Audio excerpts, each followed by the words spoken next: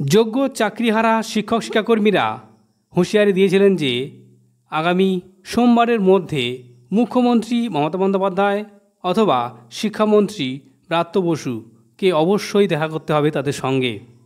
এ নিয়ে সরকারকে হুঁশিয়ারি দিয়েছিলেন যোগ্য শিক্ষক এবং শিক্ষাকর্মীরা। এবং আজকেই শিক্ষা দপ্তরের পক্ষ থেকে, শিক্ষামন্ত্রীর পক্ষ থেকে একটি বার্তা এসেছে।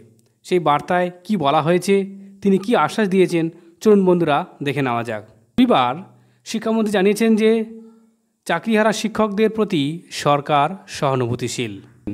এদিন শিক্ষামন্ত্রী সাংবাদিকদের মুখোমুখি হয়ে জানান, চাকরিহারাদের মধ্যে তিনটি পক্ষ রয়েছে। তাদের কেউ কেউ আন্দোলন করছেন, একাংশ সরকারের উপর ভরসা করছেন, আবার অন্য অংশ আন্দোলনে নেই। ব্রাত্য বসু বলেন, সরকার চাকরিহারা সব শিক্ষকদের প্রতি সহানুভূতিশীল। সরকার সহযোগিতা করতে চাইছে। যদি ওরা আলোচনা করতে চান তাহলে ঠিক পদ্ধতিতে চিঠি দিন। ওরা একটা কথা বলছে, আমরা শুনেছি, আমাদের দপ্তরের পক্ষ থেকে আগামী সোমবার কেউ না কেউ যোগাযোগ করবেন। যে চিঠিতে দিয়েছেন সঠিক পদ্ধতিতে তা গ্রহণ করতে দপ্তরের পক্ষ থেকে আন্দোলনকারীদের সঙ্গে যোগাযোগ করা হবে।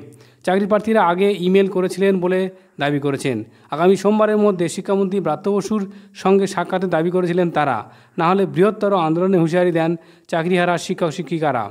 সেই বিষয়ে আজ ব্রাত্য জানান, আমি একাধিকবার ওদের সঙ্গে বসেছি। চিঠিতে উল্লেখ নেই কেন ওরা বসতে চেয়েছেন, তবে সরকারের পক্ষ থেকে সোমবার যোগাযোগ করা হবে। এখন গুরুত্বপূর্ণ বিষয় হচ্ছে যে দ্রুত যোগাযোগ করে যাতে চাকরিহারাদের চাকরি এবং যোগ্য সম্মান ফিরে পায়, তার জন্য অবশ্যই পদক্ষেপ করুক সরকার। ধন্যবাদ।